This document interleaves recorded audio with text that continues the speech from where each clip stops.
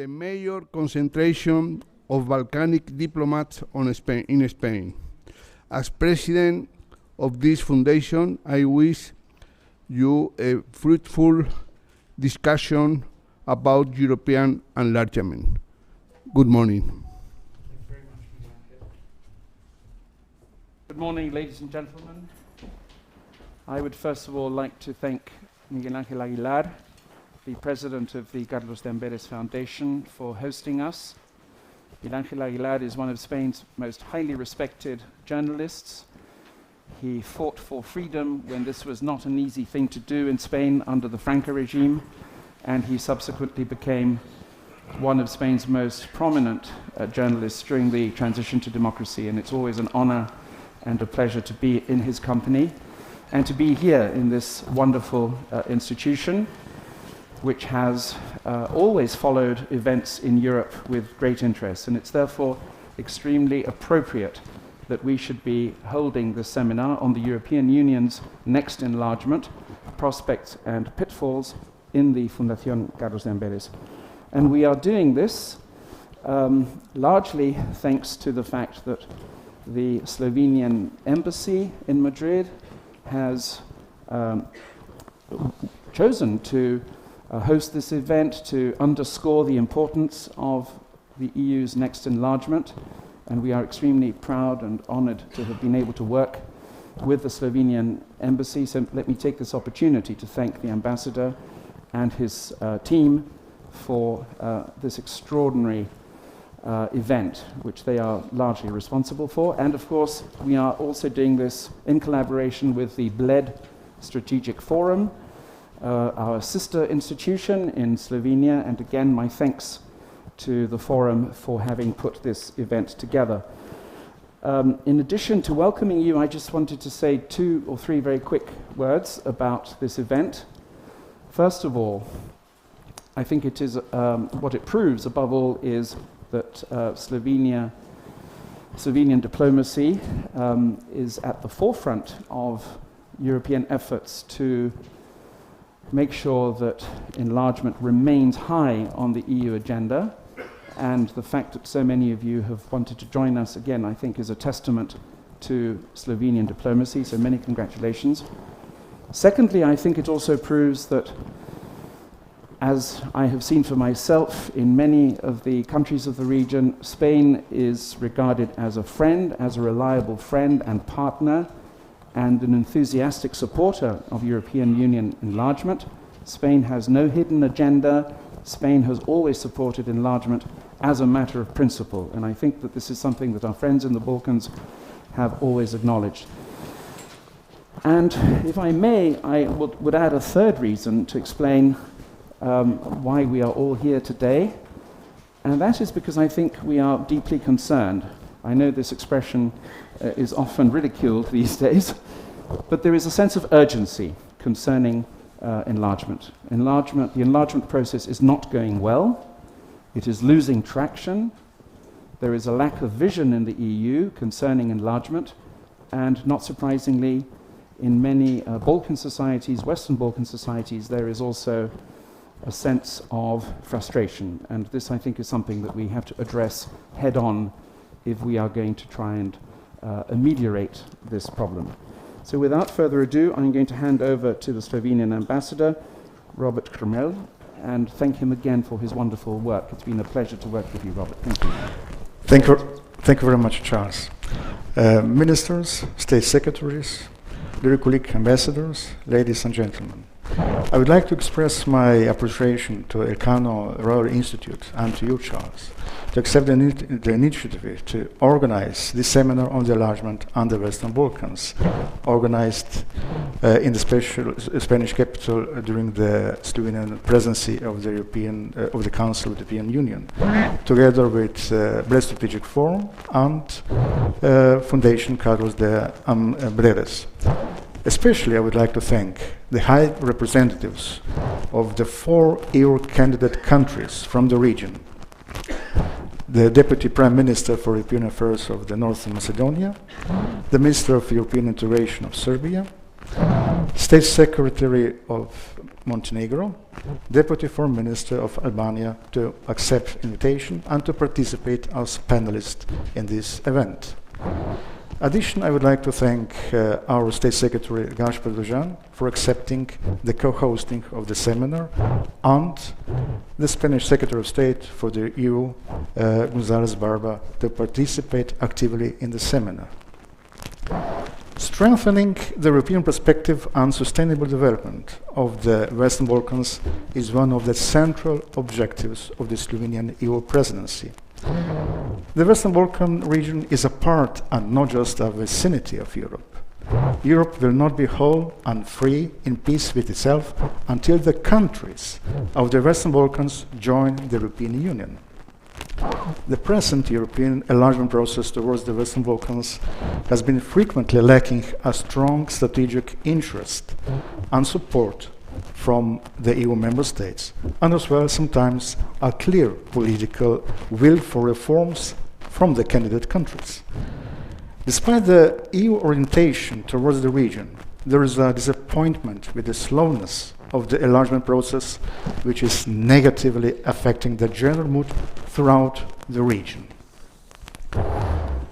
The EU enlargement to the Western Balkans is in the first place a geopolitical need and not a technical issue. It's now a strategic interest that the EU is present and engaged in the region. At the same time, it's important to ensure with our transatlantic partners the region's resilience against many threats and challenges. If the EU is not able to engage properly to do what is possible and needed to be done from its part to assure the effective transformation and reform in the countries in the Western Balkans and integrate the region into the European Union, it's difficult to imagine that the European Union could play in the future a more visible role globally. Furthermore, a geopolitical larger European Union also means a stronger European Union, what is, after all, the main objective of the present conference on the future of Europe. Our wish is all EU member states became aware of this importance, also by being able to hear directly the arguments for further enlargement from the region and to participate in the debates like this one to strengthen our engagement in favor for further enlargement. This kind of debates in the EU member states, with the participation with the political and other representatives from the region, are important as well to keep on with the positive momentum from the recent Western Balkan Summit organized recently in October in Slovenia. We believe that the recent Bordeaux Summit on the Western Balkans was a step in the right direction to reassure the European engagement in the region.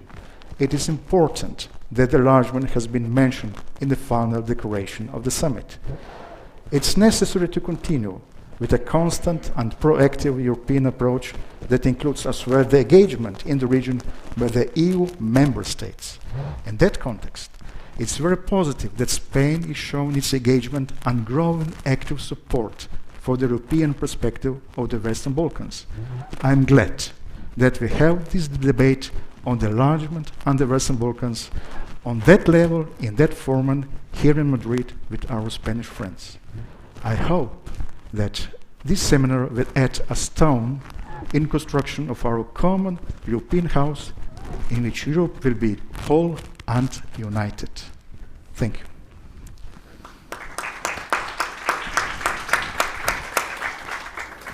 Thank you very much, Ambassador. We have with us from Brussels Maciej Popowski, who is the Acting Director-General at the Acting Director-General at the Directorate-General for Neighbourhood and Enlargement Negotiations.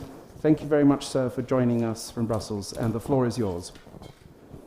Thank you. Thank you very much. Excellent, distinguished participants. Good morning. I really regret that I'm not able to be with you in Madrid. I'd like to start by thanking the Elcano Royal Institute, Bled Strategic Forum, Slovenian Embassy, and the Fundación Carles de Amberes for inviting me to this event. It's really timely, as the ambassador said. And as the title is Enlargement Prospects and Pitfalls, I will start with the prospects. We are convinced at the Commission that the future of the Western Balkans lies within the European Union. It has been stated repeatedly, and enlargement is in our strategic interest.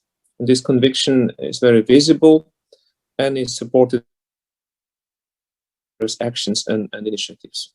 The visit of President von der Leyen to the 6 Western Balkan countries at the end of September and the EU Western Balkan Summit in Bordeaux in October are demonstrations of EU's strong political commitment to the entire region and the accession process. The EU has also played a special role in helping the region recover from the disruptions brought by the COVID-19 pandemic. We have associated the Western Balkan countries to the EU policy tools, such as joint procurement of medicines, normally reserved for EU member states. We have provided a significant COVID assistance package worth 3.3 billion euros and almost 3 million doses of vaccines. And we are now focusing on increasing the vaccination rates in the region. In short, since the beginning of the COVID crisis, we've been treating the Western Balkan countries as if they were already members of the European Union. To support the long-term recovery and help to bridge the socio-economic gap between the EU and the region, the EU is bringing significant investment opportunities to the region through our economic and investment plan for the Balkans. That was unveiled slightly more than a year ago. It's a plan worth 9 billion euros with the potential of leveraging up to 20 billion in investment. We're also seeking to strengthen regional cooperation through the Common Regional Market Initiative, which was agreed by the Region 6 leaders in November last year. Facilitating the movement of persons, goods, services, and capital shall also maximize the benefits of our investment across the region. It will help strengthen good neighbor relations, and a common regional market built on EU rules and standards will help better connect the region to the EU single market. So it's a stepping stone towards integration. Coming to the pitfalls now. We know that the enlargement policy suffers a certain fatigue within the EU, and lately also within the Western Balkans. Both of you spoke of the sense of disillusionment, but also the sense of urgency that goes with it. Therefore, it's really important to build citizens' trust and confidence at all levels. We have revised the enlargement methodology along 4 main principles: more credibility, more predictability, more dynamism, and a stronger political steer. Under the revised methodology, we put even a greater focus on closely monitoring the reforms in the fundamental areas, being the rule of law, functioning of democratic institutions, public administration, and economic reforms. More credibility and predictability also means being able to move forward with the enlargement agenda when conditions are met. And we now need the necessary political steer. Albania and North Macedonia have delivered on reforms and have fulfilled conditions for the opening of accession talks. It is therefore crucial that our member states in the Council adopt the negotiating frameworks for both, and that the first intergovernmental conferences are held as soon as possible. The Commission also recognizes the ambition of Montenegro and Serbia to move forward with the accession negotiations, including the opening of clusters of chapters under the new methodology for Serbia. Likewise, it's time to deliver on the visa liberalization for Kosovo. The conditions were set. We have demonstrated that the conditions have been met, and it is now time to respect our commitments. As regards Bosnia and Herzegovina, rather than engaging in boycotts and blockages, political leaders need to work together to fulfill the 14 key priorities of the Commission opinion, and only by advancing on reforms, Bosnia and Herzegovina will demonstrate that it deserves candidate status. On the side of our partner countries, the best way to alleviate any concerns in the EU is to deliver credible and genuine reforms to address the shortcomings we have identified in our 2021 enlargement package adopted just a few weeks ago. Moving forward inevitably passes through a two-sided engagement, the adoption of ambitious and forward-looking Council conclusions in December, and strong commitment of our partners to implement the reforms. On the EU side, finding is never easy, but we all share the aim of maintaining the EU's enlargement policy as a credible and merit-based process, and sometimes it really requires taking bold decisions. Thank you very much. Thank you very much for joining us. Thank you very much for joining us, and I hope you can stay with us throughout the rest of the session. We will now move seamlessly into the next session, so if I may ask the speakers to join us up here. Thank you very much.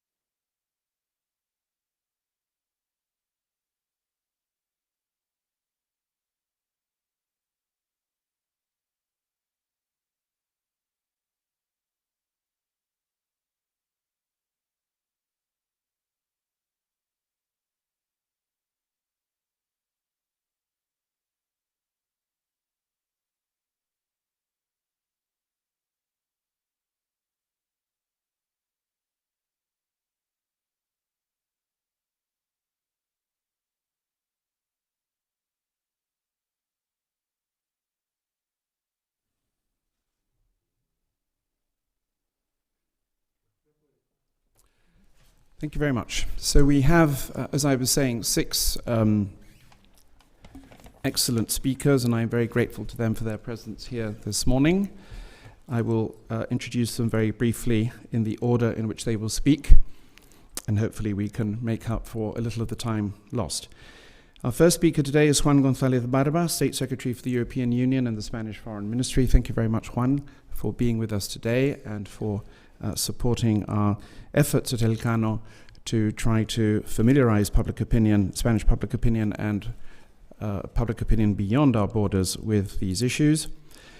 We also have with us this morning Gaspar Dovšan, who is State Secretary at the Ministry of Foreign Affairs in the Republic of Slovenia. Thank you very much for joining us and for your ministry's assistance more generally.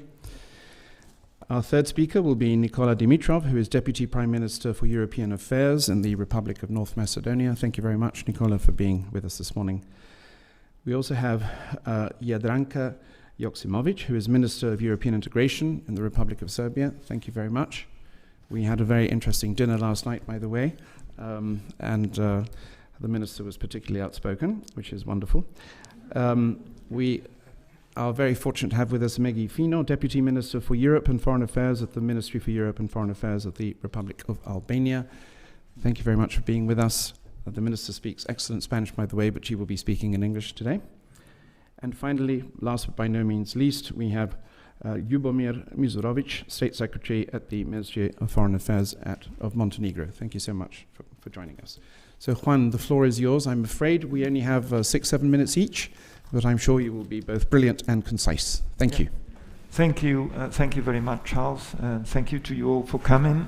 Special thanks for Robert, the Slovenian ambassador, for convening this meeting, and to Gaspar, my Slovenian colleague, for having come here, and of course to Nikola, to Jadranka, to Maciej, and to Ljubomir, because this, I would say, is the most important event in which I'm participating since I took up office, this position, nearly 2 years ago. It is because of the importance of the participants. In the case of Jadranka and in the case of Nikola, they are the faces in Serbia and in North Macedonia of the country's efforts to join the European Union, and also because we have new faces with Maciej and with Ljubomir in the case of Albania and Montenegro. This is a very special event. It is organized by the Slovenian Presidency in Spain with the collaboration of 2 leading think tanks, Elcano and Bled Foundation, hosted by the Carlos Amberes. So it's an effort which is a sort of collective effort, and I would say that it's a recognition of the importance that we in Spain are giving to the Western Balkans. Bilateral importance and also importance within the context of the European Union. We in Spain, that we can boast of a very pro-European public opinion, and we try to be as integrationist as possible. We think that now the European Union has to give a very strong signal, positive signal, that we want these candidate countries within our family as soon as possible. It is a matter of urgency that in the case of Serbia, clusters 3 and 4 should be open, and in the case of North Macedonia and Albania, that negotiations start ASAP, as soon as possible. And we do think so because we do believe in a strong Europe. Now we've presented in this, we were hosted in the Carlos Amberes Foundation some weeks ago to present and discuss a joint paper we did with the Netherlands on strategic autonomy. We really cannot think that Europe will be strategic as long as we have these countries in this sort of limbo. And with us also is the ambassador of Bosnia-Herzegovina, Danka Savic, with us. And also we think that the path of Bosnia-Herzegovina out of its current problems is the European path. So we hope that soon also she will be, or whoever represents her country, joining the others as candidate countries. It is a must, and we have all to gain from it. It's obvious that all those countries, when they advance in the negotiating process and they join the European Union, they will reap the many benefits that joining the European Union means for everyone. But also we, the rest of Europe, we will do so. We had done so in the case of Spain after some of the neighbor Eastern Balkan countries joined the European Union. The relations with Bulgaria and Romania in the case of Spain have grown tremendously, but also on a personal basis. We are hosting over 1 million of Romanians in Spain, over 300,000 Bulgarians, and I can assure you that Spain has become the stronger and the more prosperous thanks to their contribution.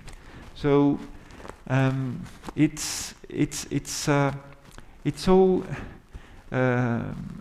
key for us in Spain to really contribute and add our energies to the remaining member states and of course institutions to really inject a sense of urgency of what we're doing here.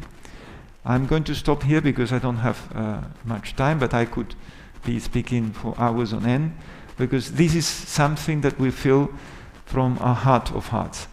So thank you very much, Charles, and thank you very much to you all for this event. Thank you very much, Juan. Let me remind those of you who are following us on live streaming that they can send their questions for our Q&A session to the following address, actividades@realcano.org, and our organizers will pass them on to me. Gasper, the floor is yours. Thank you very much. Good day to everyone. Thank you for coming. It's really a pleasure to be here and to participate in championing the enlargement. I think enlargement is sometimes seen as a policy or as a technical issue, but I think what we should be aware is key strategic question for Europe. And enlargement has been envisaged long ago, not in Thessaloniki in 2003, but already basically with the fall of the Berlin Wall, we basically got the promise and the chance for a united Europe. And I think we are still halfway until also the Western Balkan is not only surrounded, but is by member states of the European Union, but part of the European Union. And I think everyone basically knows that for Slovenian presidency there's no substitute for enlargement, and because we really believe that enlargement has transformational power. It can really, it is a policy that can really bring about change, bring about improvement in economic, social and security terms.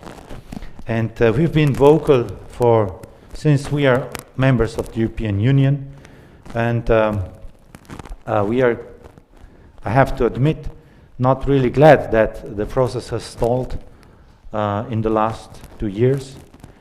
And this is why we wanted to use the opportunity of having the presidency of the Council of the EU to really emphasize the strategic importance of enlargement.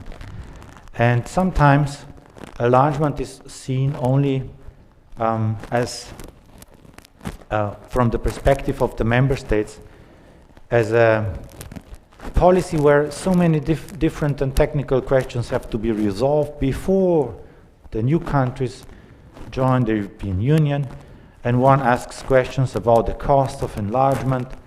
And I think all those questions are important, but the biggest question is basically the cost of non-enlargement. Just think what happens in Europe if we don't complete it with the enlargement in social, political, economic and security costs.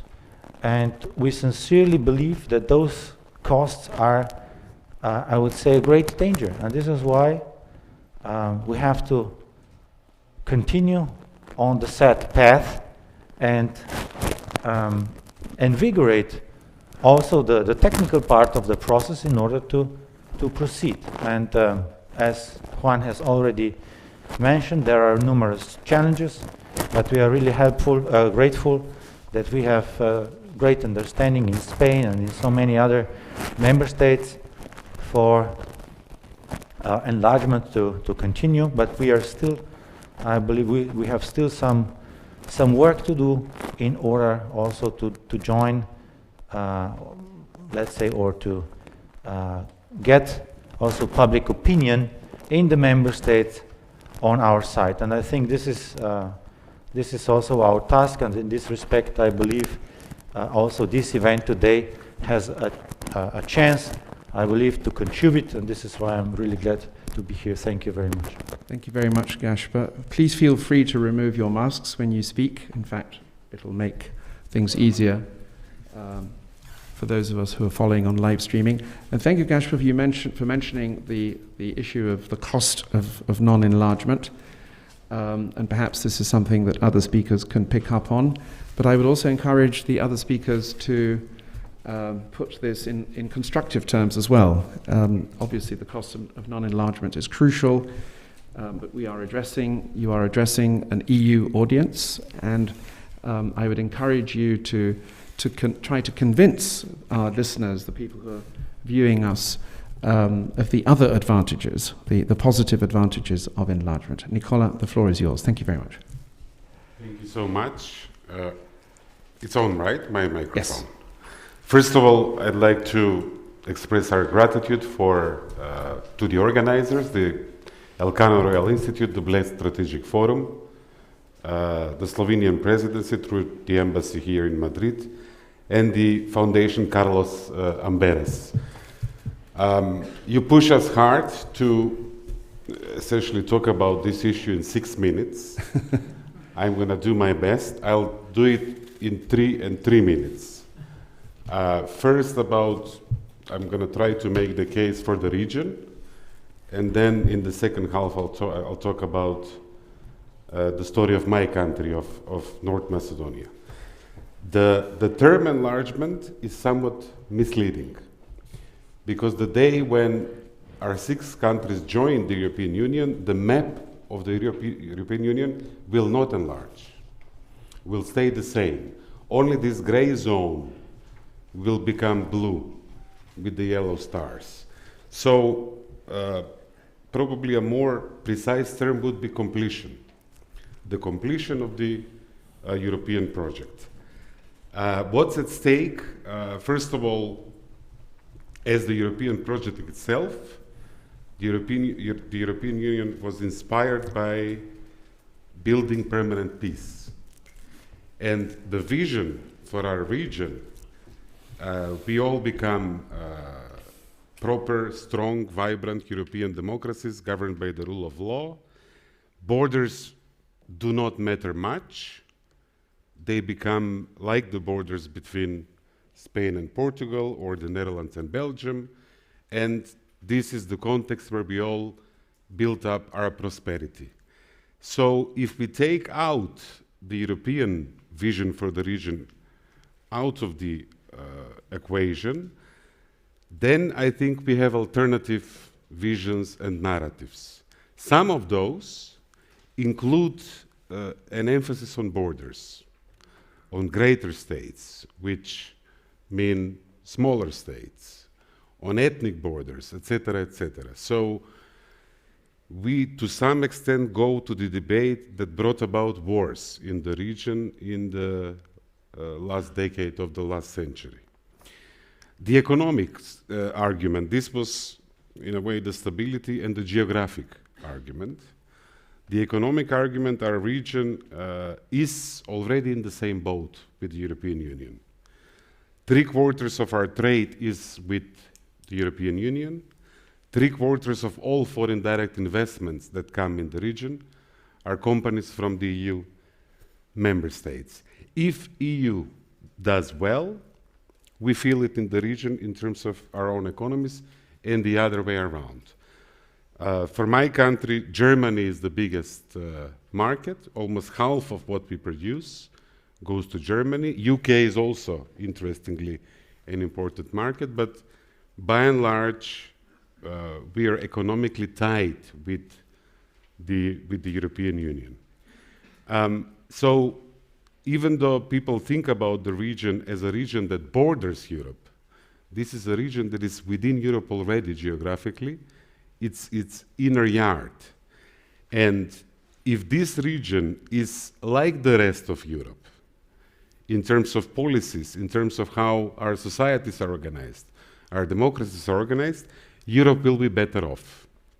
If this region is left out, and the accession process is essentially a process of transformation, I think this will be negative for the whole European house if the Western Balkans is one room of the many in this common European house.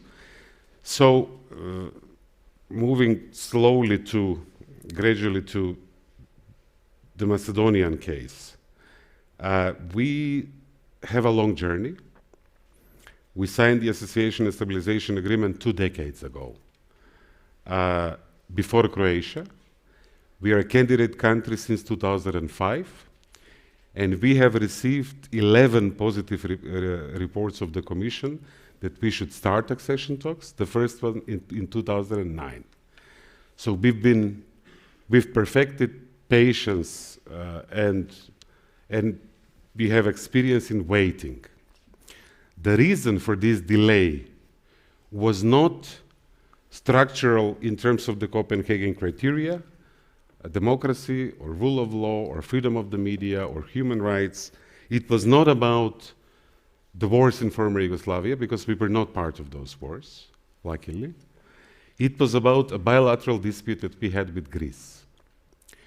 And I myself personally grew up in a way with that issue, both as a diplomat and then as a politician. We solved the issue, investing an enormous political capital and telling to our people that if we do this, in addition to making a friend and finalizing our statehood in the United Nations, we will join NATO and we will start the accession talks with the European Union. This last part of the promise is still missing, which even though in Brussels, in many European capitals, the Prespa agreement was praised as a triumph of European diplomacy, as the biggest step forward for the region since the Dayton Agreement. And when promises were made, and when those promises are not met, the issue of trust comes up. And this is why in the latest enlargement package, the European Commission said, if we are not able to start accession talks with North Macedonia and Albania, this hurts the credibility of the European Union. So when Europe says something to the region, people will think twice if they can trust the European Union.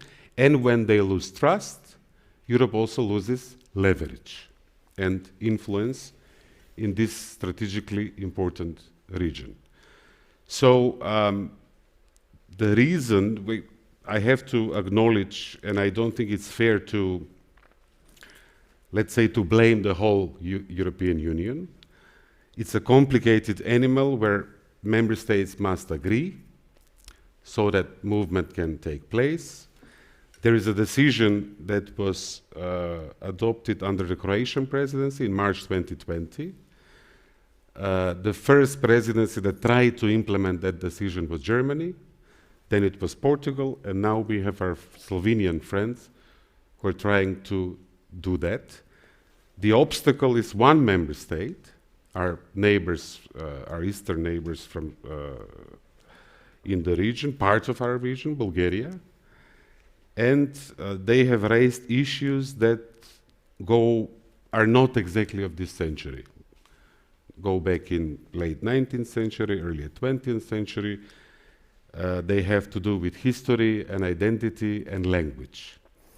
And we don't have too much time for me to go into details on those issues, but in general, from what we have learned talking to friends in Europe, the best way for countries to grow up together and become more mature and wise about their differences and resolve them is through the European project. And I think there are so many examples that we can point to. If we front load these differences at the start, in particular after climbing the biggest mountain from our perspective, which was the name issue, then this backfires. And last, a member state has leverage over a candidate country. And we know that this is an opportunity to pursue national interest. But my question is, having experienced bilateral issues taking hostage the enlargement process, the accession process, can you ask whatever you want from a candidate country? Can those demands go against the European values? The Lisbon Treaty says that member states are committed to cherish and foster the linguistic and the cultural diversity on the European continent. And if you question the language of your neighbor, a European nation in 21st century, I think you go against this important pillar of the Lisbon Treaty. So our problem is not only, and our fight is not only about protecting what is something very intimate, the Macedonian identity. It's also about fighting for the European identity. If the European Union is a community of values where certain core values are protected. We have strong credentials that we can meet demands of neighbors, that we can resolve problems, that we can respect them. What we ask in return is for our neighbors to respect us and our dignity. And what's at stake is not only the trust of the European promise for the region, but it's also, in our case, the Macedonian-Bulgarian friendship. And this strategy in the last 2 years of blocking is taking a very heavy toll on the Macedonian-Bulgarian friendship. I'll stop here. Thank you. Thank you very much, Nicola. Thank you very much for that eloquent defense of your case. And you've brought up lots of very interesting points and important points that we need to remind ourselves of. The first is the geographical one.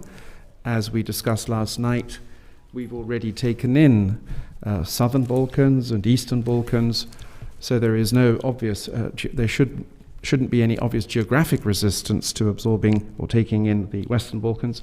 Secondly, the economic argument. Your economies are already well aligned with our European economies. And thirdly, this question of values. We are a community of values, we are a community of law, and as you rightly say, we should not allow member states to take other member states hostage, and to force a country to change its name, I think is really quite extraordinary. The fact that Northern Macedonia has been willing to do that is, I think, a remarkable testament to its willingness to join the European club as another member state. Thank you very much. Jadranka, the floor is yours. Thank you. Thank you. Okay. Thank you very much, and dear participants and dear friends and hosts. First of all, I would really like to thank all of you for showing such an interest for the Western Balkan and the enlargement politics in the times when everyone is concerned about some other topics in their own countries, and especially when it comes to the pandemic, COVID pandemic, that disturb us, all of us, all over the world and Europe. But however, I think that, Charles, that you have mentioned that I was very outspoken. I think it was worthy because I've heard several times today that I'm quoted, actually. So this means that this approach of being outspoken is worthy one, and I really think that it is important to be very frank and to be very honest, because you know I'm running the process of European integration of Serbia for 7 years. I have started the accession process for Serbia. I can give you all details about the negotiation accession process, about the criteria, about the, how sometimes those principles are misleading the main goal, etc. But it's not the point. We are here at Elcano Institute, at Carlos Amberes Foundation, and we need to offer to you wider perspective and wider picture. That's why I was outspoken, because I think that this topic at these distinguished institutes and the foundation needs more intellectual, more frank, and more wider approach than usual talks about technicalities and sclerotic bureaucracies that sometimes we are facing with. So when it comes to different, first of all, different terms and expressions that we are often use, even we don't know what does it mean really. For example, we are talking about candidate countries. We are not all candidate countries. Serbia and Montenegro, we are acceding country.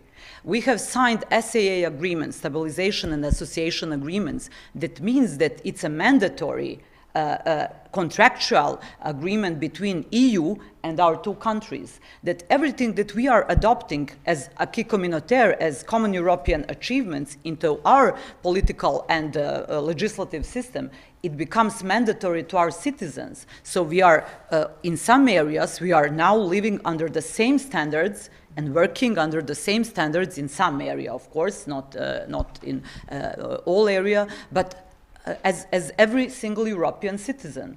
So it's not the same being candidate country, potential candidate, and acceding country. And sometimes with this kind of, how to say, sometimes I would say artificial balancing the whole of the region, no matter is it the Western Balkan or you talk about Eastern Partnership or you know some other countries in some way linked and connected with the European perspective. I think that sometimes it's misleading because there is no package. New methodology will not offer a package for whole of the Western Balkan. It's a merit-based criteria approach, and it should be like that, and we strongly support, even if it means that we will be the last one. The last soldier marching to keep the merit-based criteria. It's okay, but it needs to be predictable. It needs to be predictable for citizens of our countries, not to have and to create governments that will give false promises about the future in European Union, about the milk and honey, because it doesn't exist anymore, this fairy tale. And this is something that we really need to be very frank about that. When it comes to Serbia, then we also mentioned a strategic approach and geostrategic approach and geopolitical approach. So many strategic approaches and a lack of common European vision. I think that if we consider enlargement politics as the only instrument for the geostrategic goal of European Union, what kind of message is that? Is that maybe it's legitimate for some bureaucracies to say, okay, let's maximize the enlargement process for our own economic and political and security interest in the region of Western Balkan, and in parallel minimize costs to accept those new members. So this is legitimate for some bureaucracies, but that's not a wide and common European vision. It's something else. And that's why I think that we need to restore and to revitalize and re-energize the common European vision, because if you detect something or you define something as your strategic goal, then this subject must be highly treated, not only by economical means. It doesn't entail only economical means. It entails attention. Clear attention and resources that you have to support your strategic goal. So we often use some words that we don't care too much about these words, but they have important meaning. When it comes to Serbia, I don't want to bother you too much with that. Of course, new methodology has been put in place, in force. This year it was transition period for almost 2 years from the France idea about new methodology, which means more predictability, more political steering of the process, more credibility of the process. So 2 years needed for European Union to make this methodology alive. By the way, Serbia enabled to European Union to start to apply new methodology, because we were, and Montenegro as well, of course, but we were the one accepting immediately new methodology, even it was a changing of rules in the middle of the game. Because we have opened, according to the old methodology, more than half of the total number of chapters. So it was, changing the rules while game is still ongoing. And we accepted that, and even we didn't know how it will look like, what will be the content, because we thought that it's important to show trust and to show confidence and to show partnership and to say, look, if you think that this process is sclerotic bureaucracy, which we also thought, it's okay, we'll find a new frame, but not to forget what we have done so far. And that's why we have accepted, and we were the first one accepting, and I personally reshuffled our negotiation structures according to the cluster approach. Our president and prime minister directly engaged themselves in the rule of law area reforms to show this political steering, and that brought us to one of the best country report for last couple of years for Serbia, recommended, and in this report it was recommended to member states, from European Commission to member states, that Serbia should open cluster 3 and cluster 4. Cluster 3 is inclusive growth and competitiveness, and cluster 4 Green Deal and sustainable interconnectivity. But it means that we have done everything to meet criteria in all those chapters in those 2 clusters, meaning in 12 chapters in 2 clusters, and in parallel to deliver visible and tangible reforms in the area of rule of law, which we also did, and it was noticed in the report. So methodology became, in a way, alive. We are now using new methodology. We were not complaining, we were not just crybabies saying, okay, now it's not fair, we are in the middle of process, why are you doing that, etc. We accepted, we started to play the game. And I think this is the most important thing, to show enthusiasm, even everything is not so enthusiastic when you see the process for the whole of the Western Balkan region. So we should be less pessimistic, we should be more optimistic, more united in a wider vision of Europe, strong Europe, revitalized, re-energized Europe, who promised to itself that it will be more united, more solidar, more competitive at the global scene. And my question is always, what can we do for Europe? Not what can European Union can only do for Serbia.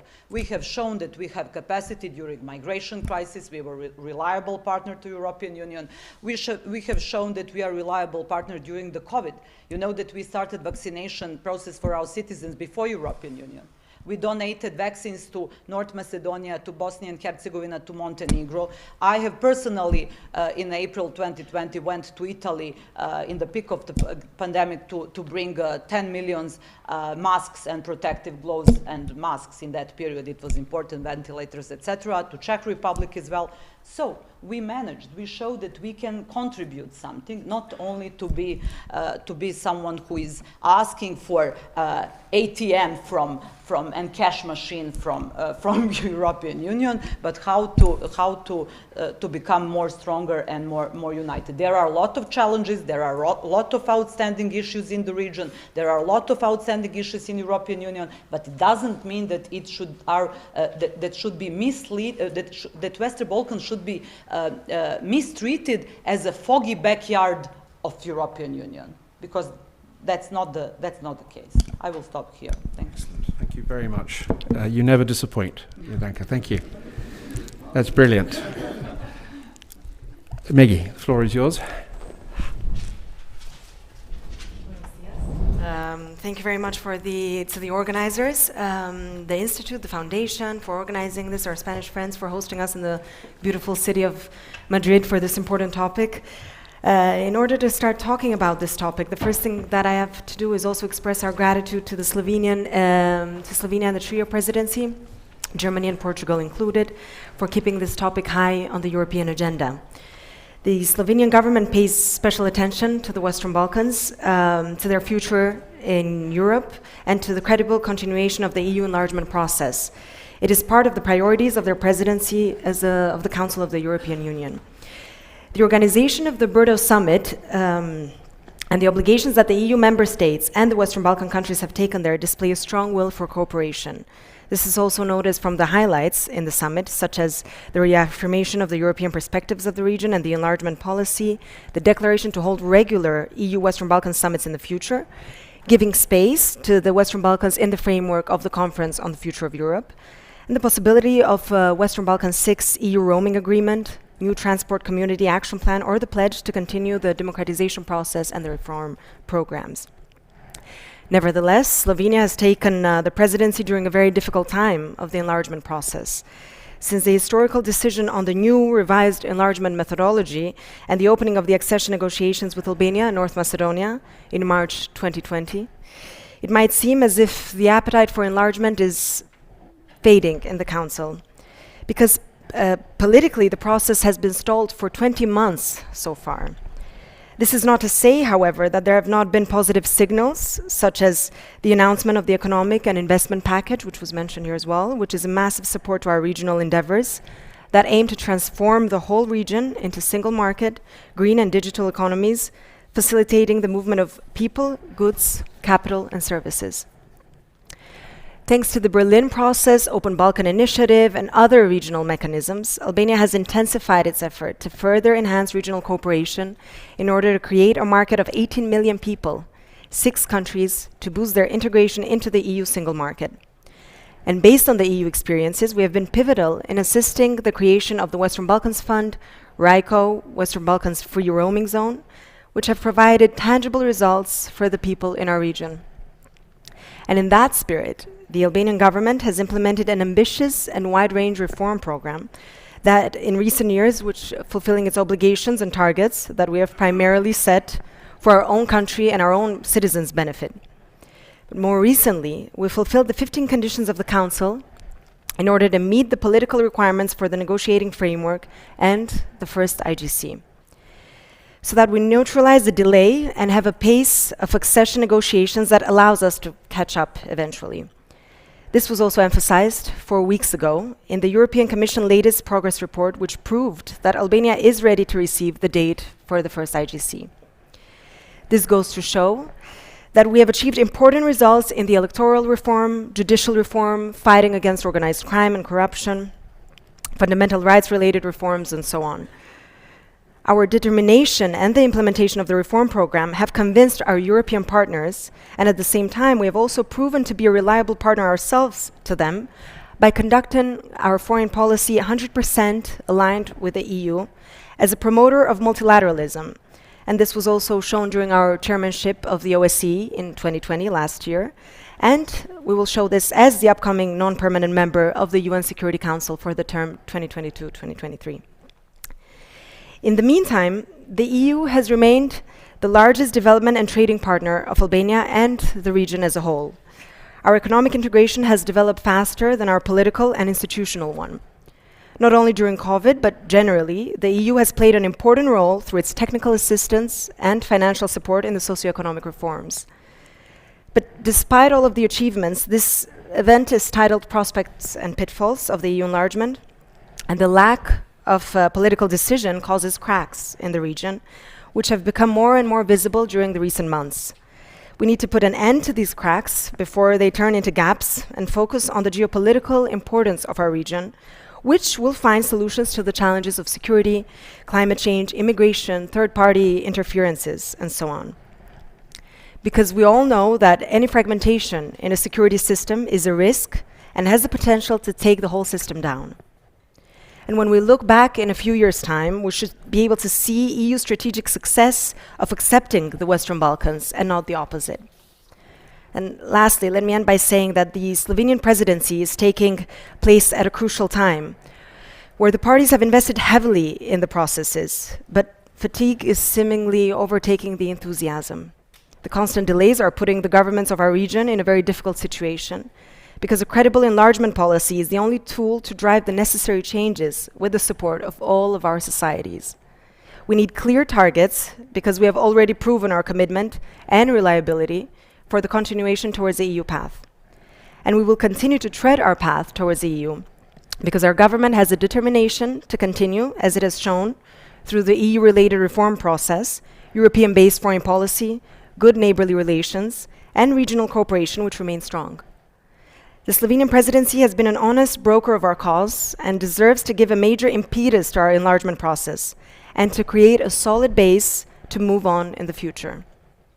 Now it's time for the EU as a whole to use its strategic compass as the best way to sail over troubled waters, with the necessary bold political decision from the member states, so our decades-long efforts and dream of becoming a part of the EU for so long now can finally become the reality in which we belong to. Thank you very much. Thank you very much for raising two very important issues. I think one, which you know very well, all of you, but we sometimes forget, and that is that you are reforming your countries because that is good for your countries, not because we are asking you to do so. And that is something that we sometimes lose sight of. And secondly, thank you for reminding us of the dangers involved in non-enlargement, and as you rightly say, perhaps the EU strategic concept will take this into account. Lubomir, the floor is yours. Thank you very much.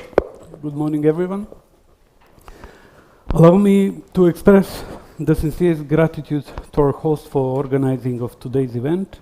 It is an honor for me to have opportunity to exchange the views with you today, having in mind these challenging times we are all witnessing.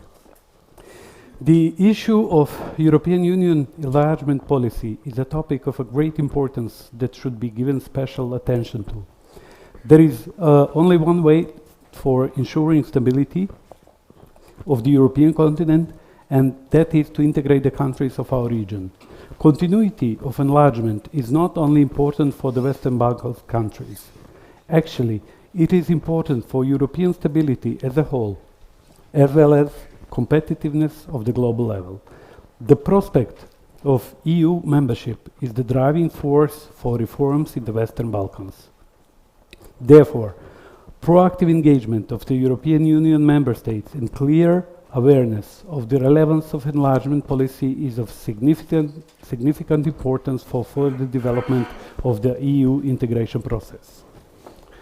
Furthermore, allow me to use this opportunity to express my gratitude to the efforts of Slovenian Presidency of the Council of the EU and its efforts to keep the enlargement policy high on the agenda.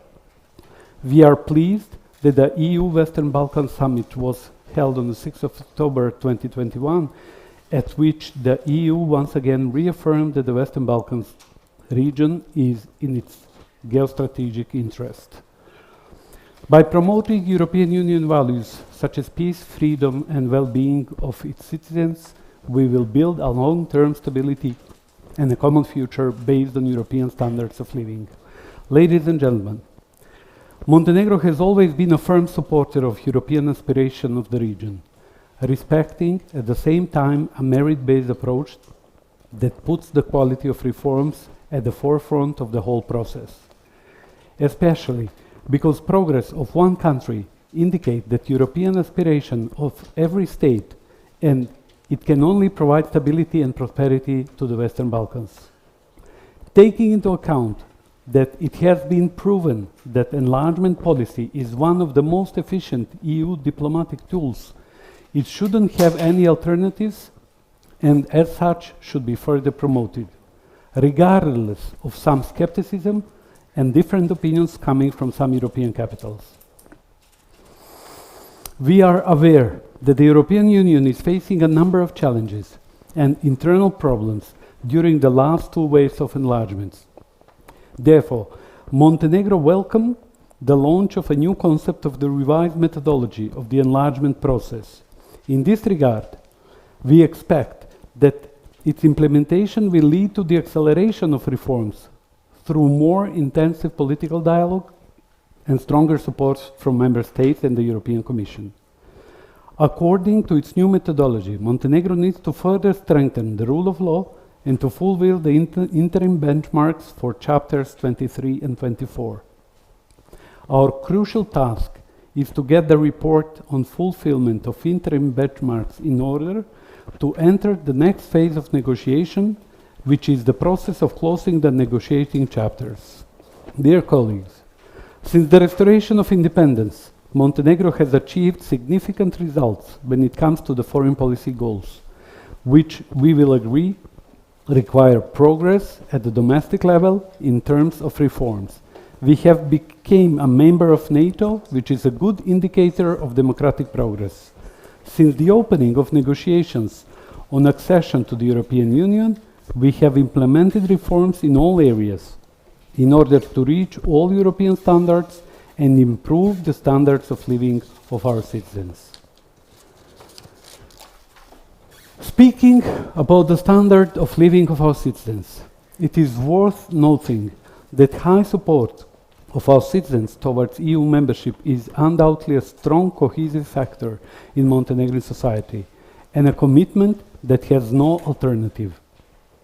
It only gives us tailwind to work even more intensively on further reforms in order to provide to the citizens better European quality of life. However, we are aware of the challenges ahead and we are ready to address them in cooperation with all actors within Montenegrin society. And we expect the support of our European partners along the way. Considering the above mentioned, we must conclude that the enlargement policy is still alive and that it is constantly undergoing changes in relation to the particularities of the given moment in which it is being negotiated. Thank you very much for your attention. Thank you very much. We have a few minutes for questions, and there is a microphone in the room. But while you think about your questions, I'm going to ask Juan González-Barba to ask one, which has come in via someone who's following us from Brussels in the European Parliament. And this person would like to know a little about Spain and Kosovo. What's going on, Juan? Somehow I was expecting that someone would ask this question. Thank so you I very will. You can remove your mask, Juan, if you like. For the, yeah. Thank you. So basically, I would say a few things. First of all, and I have to say it clearly, government of Spain will not recognize Kosovo as long as there is no agreement between Pristina and Belgrade on the essential issues. No? So this should be clearly understood. But secondly, I would add to it that our efforts to get more involved in the region, in the Western Balkans, and to support the enlargement effort would be baseless if we continue this complete aloofness from Kosovo. So there must be a certain degree of engagement, and we are reviewing now the different modalities of engagement of other non-recognizing member states. So a decision will be taken soon and will be announced. And of course, I think that we'll try to square the circle. We'll try to, first of all, that the decision will be understood by Serbia, which is the key partner of us in the Western Balkans, that we will contribute to the efforts by all member states and by the High Representative and Mr. Lajak in particular in fostering results for this Belgrade-Pristina dialogue. And thirdly, that our efforts will be recognized by the remaining Western Balkan states, and they will be also appreciated in the context of the more forthcoming policy of support that we're not willing to have, we're already having, because I've stated on several occasions during the GAC meeting our position, and of course the Prime Minister has received recently Prime Minister Zaev and Prime Minister Rama, for example. He has lived in Sarajevo for a year, so he knows the region well, and the Foreign Minister is also quite involved in the issue. So I would say that this is how we see our relationship with Kosovo as from now. Thank you very much. Thank you very much, Juan. If I may, please, absolutely. Because it's important to. Yes. Sorry for. You have a lovely voice, and I'm sure you can project it. Yes, I have outspoken voice. Yes. Okay. Couple of words, since it was mentioned, a very sensitive and very difficult question for Serbia, for every single Serbian citizens, even for those one being very pro-Europeans, because Kosovo and Metohija, we don't say Kosovo, and no one from European Union should use Kosovo, because European Union must be neutral when it comes to the status. That's why we accepted facilitation and mediation of European Union and the European External Action Service and the High Representative and envoy from High Representative Mr. Lajčák. That's why we have signed Brussels Agreement with the mediation and facilitating role of European Union. So it's Kosovo and Metohija or Pristina. And for us, of course, it's absolutely legitimate for Spain to create your own policy, your own position. I just want to underline that Serbian people, Serbian citizens consider and perceive Spain as one of the biggest friends in European Union, as the most reliable non-recognizer, as the most reliable supporter of the territorial integrity and sovereignty of Serbia, and we hope that it will not change in future. However, you can count on Serbian friendship, and Serbian people, I think, one of the most popular nations in Serbia, according to the polls, top 5 are Spanish people, and Spain as a country. And but of course, I understand that you need to, in a way, re-establish or to re-strengthen the role in the Western Balkan, and maybe to show more interest for the whole of the region. So it's understandable that you have some ideas about how to manage your politics, but we hope that you will remain our biggest supporter and partner. Thank you. Thank you, sir. There's a gentleman in the middle of the room who would like to ask a question. The microphone, if you could put your hand up so that... Oh, there is no microphone. Oh, sorry, this is the microphone. This is the only one. The only one. It's a very precious one, apparently. Thank you. And we have several more. So can you please keep your questions very brief? And secondly, can you introduce yourselves? No, please. I'm trying to be a moderator here. I'm not a very good one. Good morning to everyone. I'm the Bulgarian ambassador to Spain. Muy buenos días a todos, y solamente 2 palabras de agradecimiento por hoy aquí tener este webinario, porque de mi punto de vista la cuestión de la ampliación de la Unión Europea es una cuestión central. Pero como un diplomático en Madrid, mi visión es que en los últimos tiempos esta cuestión se ha quedado en las márgenes de la discusión política, especialmente en España. And now moving to the core issue, which is this event today, and of course, I would like to keep my intervention short, but of course, I have to present the point of view of my country, of Bulgaria, because recently my country has been blamed for stopping the enlargement process, has been blamed for being the responsible for the EU fatigue on the Western Balkans.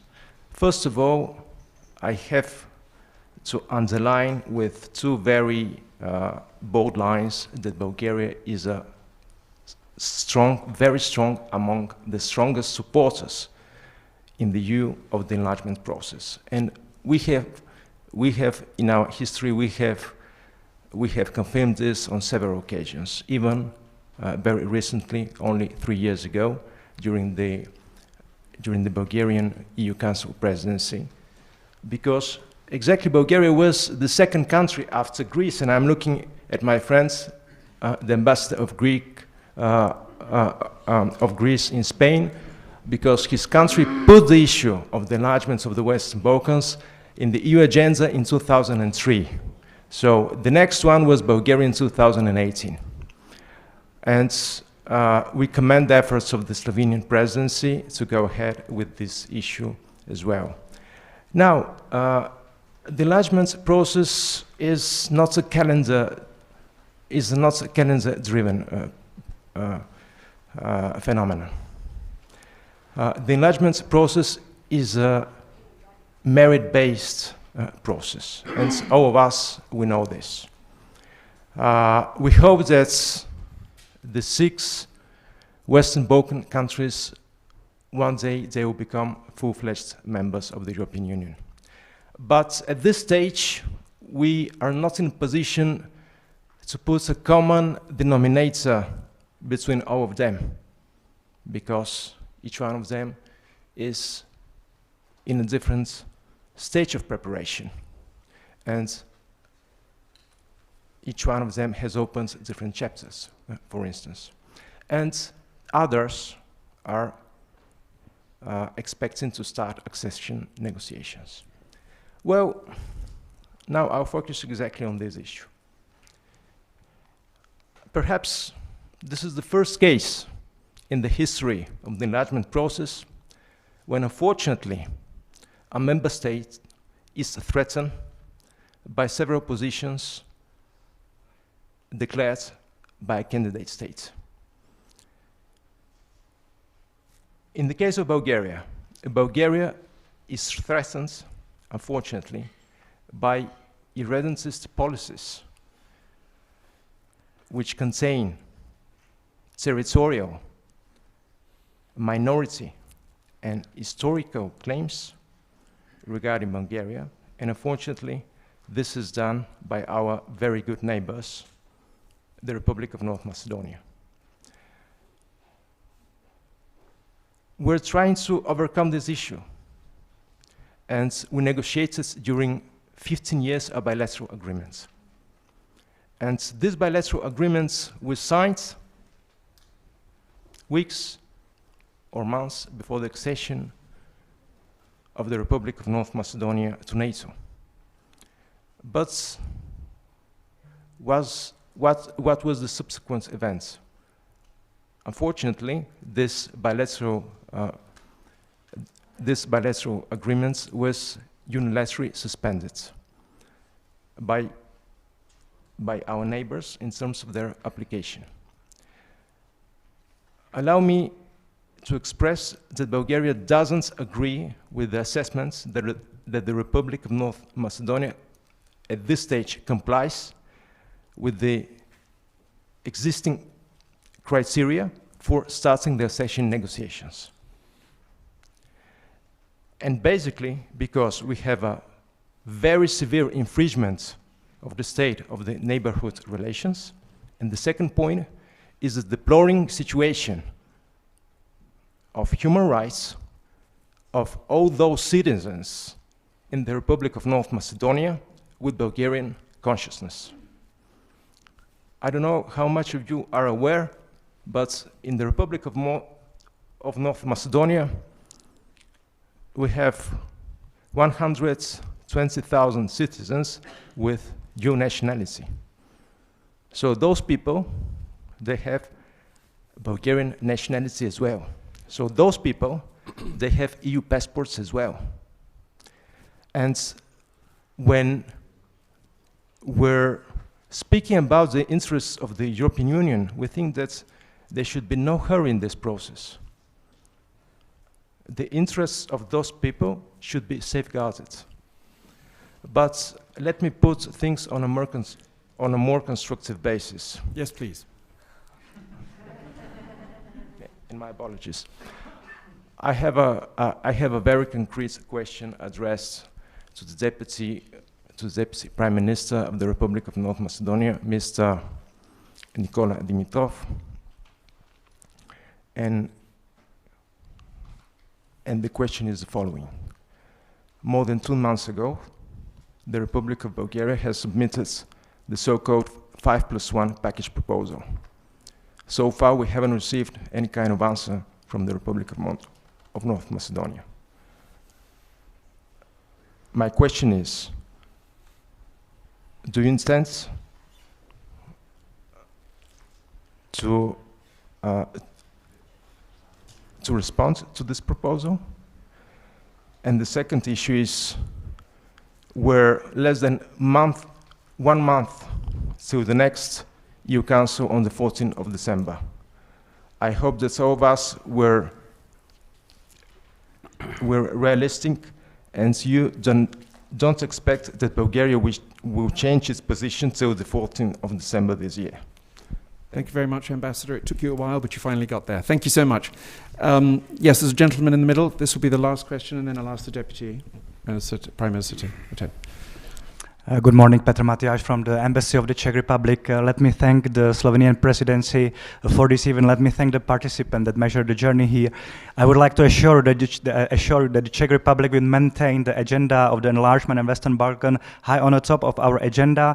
It will be one of our priorities and one of the first even of the upcoming Czech presidency in the second half of the 2022. I would like to also appreciate the notion that actually enlargement is not a third enlargement, but actually filling the gray area in the European map. In this respect, I would like to ask whether in what way this European territorial consolidation could affect the accession perspectives of, let's say, other countries further on the east, Eastern Partnership, etc. Thank you very much, and thank you very much for the event. We will ask the Deputy Prime Minister to answer the question posed by the Bulgarian ambassador, and then perhaps one of you would like to answer our friend from the Czech Embassy. Thank you for your question. Please, Minister.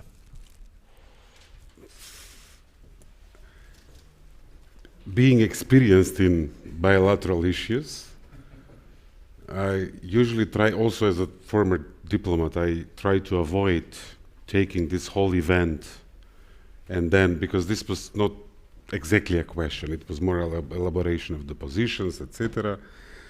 I negotiated the friendship agreement. It was signed by the prime ministers. We did it in our 3rd month as a government. And the friendship agreement is about expanding cooperation of today so that we build a better future, and leaving history to a committee of historians who will discuss it. They've met over 10 times in this last couple of years. We also essentially aimed at helping them and increasing the success of their work, proposed to our Bulgarian neighbors to import expertise from UNESCO. Germany also, even the Czech Republic also offered expertise, countries with experience on these sort of issues. The Article 2 of the Friendship Agreement says that Bulgaria will assist the efforts of North Macedonia on our way to the European Union. Blocking is definitely not assisting. It's really difficult to point to an article in the Friendship Treaty that we are not in line with. We started an important process that was somehow derailed I personally still struggle to exactly understand why this happened. In the draft negotiating framework that is still on the table, there is one technical paragraph that is always the same for all countries signing, moving into the accession process. And the article says the country, in the case of Serbia, it's Serbia, in the case of North Macedonia, it's North Macedonia, will translate the acquis into the Serbian language, the Croatian language, the Macedonian language in our case, and will have enough interpreters before it joins to enable proper functioning of the Union once it becomes a member. Bulgaria has an issue with this paragraph. And I think this is really detrimental to our friendship.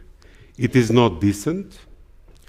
And there is no legal basis for any country in the world, including the Union itself, to recognize or not recognize our language. Our language is a question for our people under international law. We have a bilateral clause that we use in bilateral relations that is exactly the same for the Bulgarian language like it is for the Macedonian language. And I'm gonna respond on the question, these 5 issues that Bulgarian side raised. The Bulgarian side raised 5 issues on our bilateral track, saying that if we are able to find an understanding on those, Sofia will be able to give us the green light to start the accession talks. At the meetings of Brdo, however, Bulgaria was not able to confirm this position. And we cannot artificially distinguish between the bilateral track and the negotiating framework. If we go in line with the Portuguese proposal, the proposal of the rotating presidencies, starting from Germany, Portugal, and now Slovenia, on the language issue, and on the link in the negotiating framework with the 5 questions, with the bilateral track, I think we will be able to find a solution within reason. There is, and I'm going to end with this, there is one study by a Bulgarian think tank that I just read about that says that the so-called hate speech on the social media, private citizens on their Facebook accounts and Twitter, etc., has risen substantially after the policy of the veto. So I am sad to say that actually this whole derailment of the relationship is an investment into antagonism and not into friendship. If you don't respect the dignity of your neighbor, it is really difficult to become closer and to become friends. And the claim on the discrimination against Macedonian citizens of Bulgarian ethnic origin. We don't have a single case that is brought before the Commission for Anti-Discrimination on this ground. We don't really have a case in the European Court of Human Rights, unlike some other cases, but I won't go in that direction.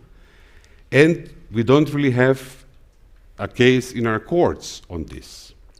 And I'm sorry to say, but when, in addition to the 5 issues, so you raise the issue of discrimination, and we don't really have a case. You raise the issue of census. We don't even know the results yet of that census. It looks like you create a moving target. And I think it's important to know what exactly it is that we need to solve.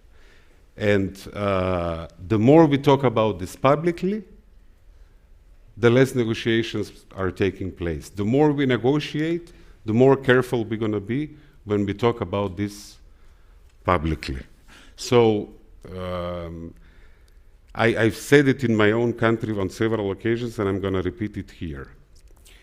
If the preconditions to move towards Europe are not in line with European values, and if we are preconditioned on the Macedonian language,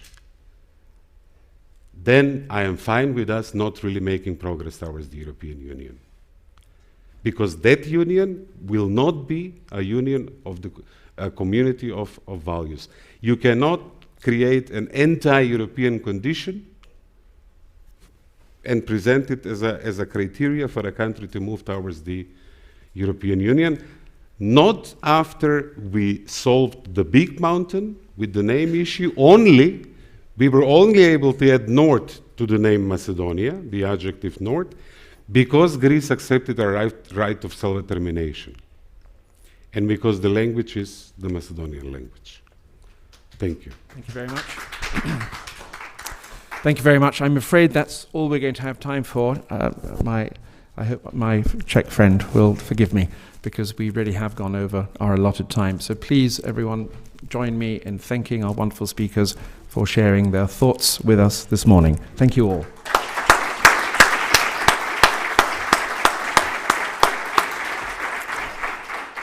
And we will now take a very quick break to provide our next set of speakers with microphones. Thank you. Thank you. I think it was...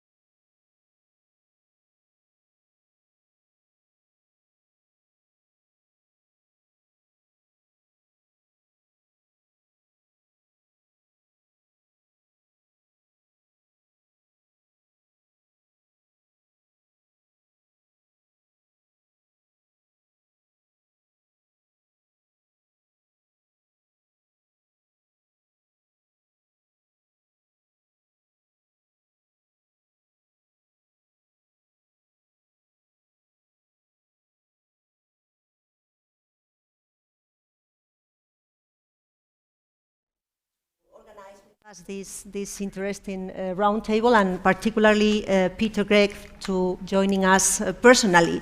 The rest of our panelists will join us virtually.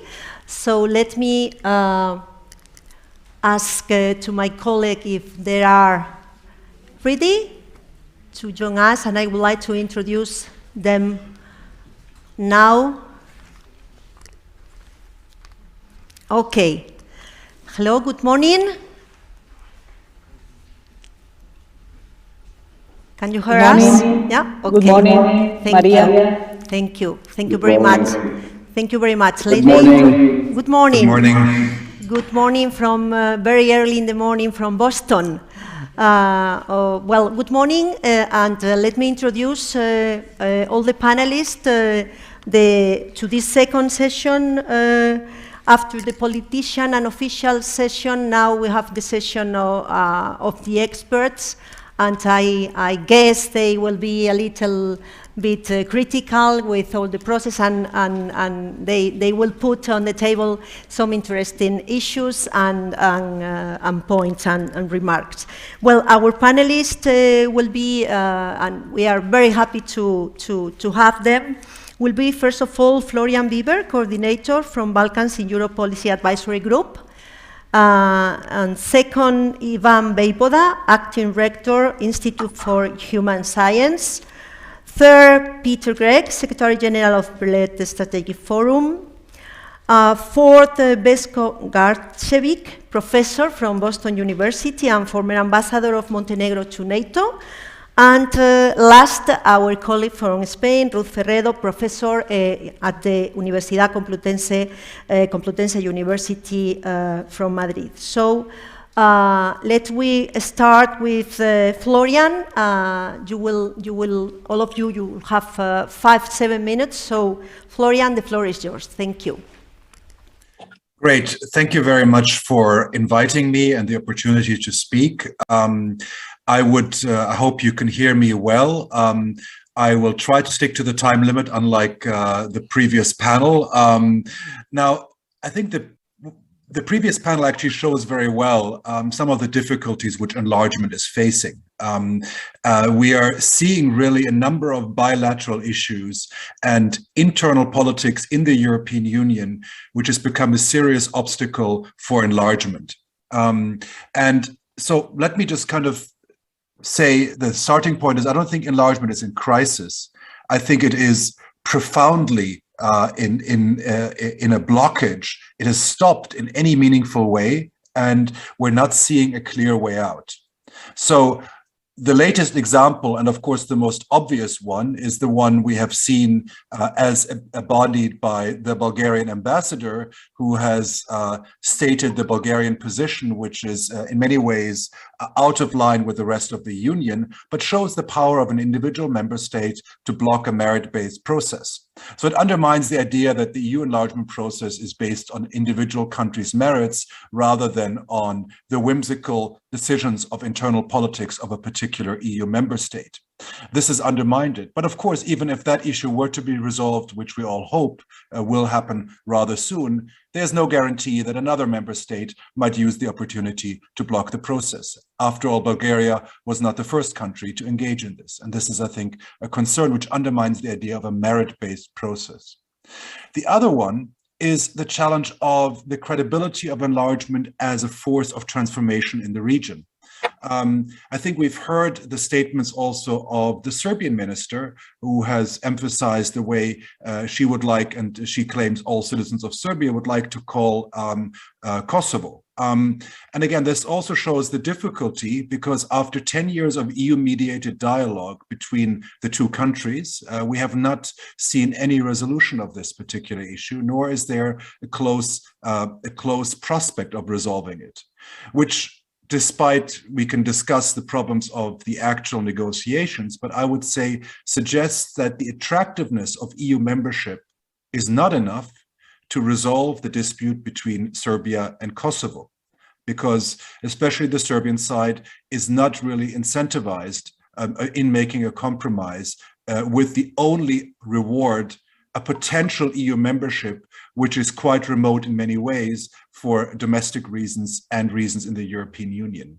So the transformative ability of the EU to resolve issues in the region, open issues, such as the Serbia-Kosovo dialogue, such as the political organization of Bosnia and Herzegovina, are all unlikely to function in the way which we anticipated.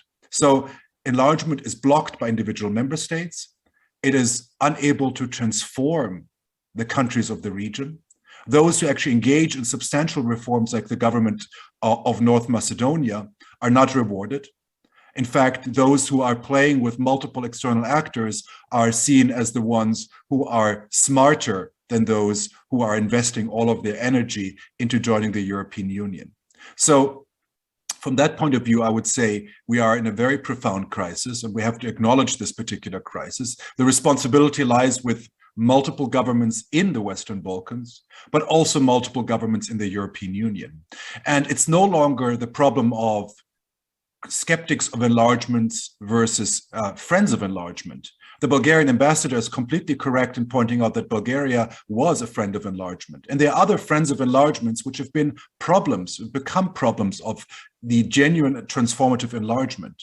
We have had the Hungarian Prime Minister Viktor Orban, who has become an outspoken supporter of Serbian membership in the European Union, but for all the wrong reasons. He would like to have Serbia to have another autocrat who is nationalist, populist, and following his line on anti-immigration politics, rather than a transformative value-based EU member state.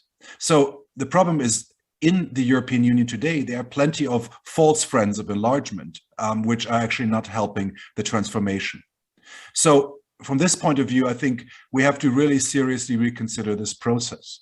There are plenty of ideas of how to make it work better, or even alternatives. Some have been suggesting the internal market or other steps, such as staged accession, which, for example, the Brussels think tank CEPS and the Belgrade think tank Center for European Politics have suggested. These are good ideas, but I think at the end of the day, it's not going to change unless the political will in the European Union and in the Western Balkans is changing and becoming more, in a certain way, returning to the transformative understanding of the EU membership.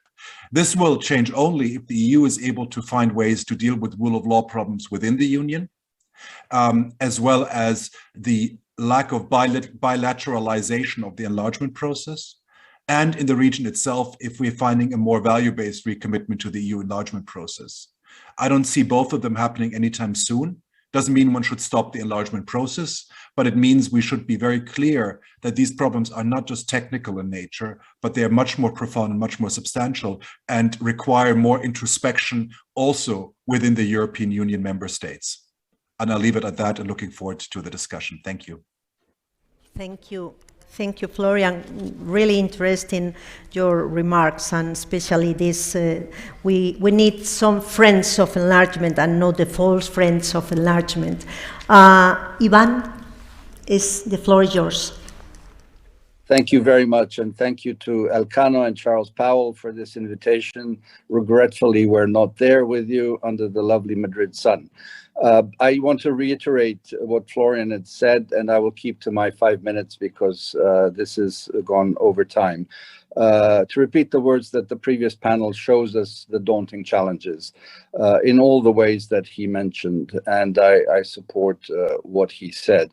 Let me add a few of the challenges that we're seeing, but let me start out by saying that this is the enlargement of the Western Balkans is the ultimate test of the European project, of European Union stated geopolitical commission, of its geoeconomics and its geostrategy.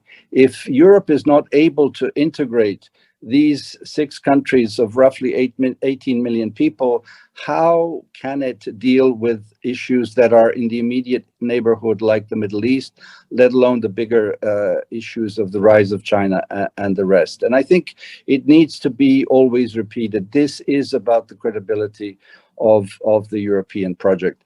And of course, as Charles Powell mentioned at some point, firstly and foremostly, this is about our countries becoming democratic, regardless of whether there's a European Union out there. Fortunately, there is a European Union out there, and it can help our countries become more democratic, more open, more rule of law based, where actually human rights and the basic values are respected.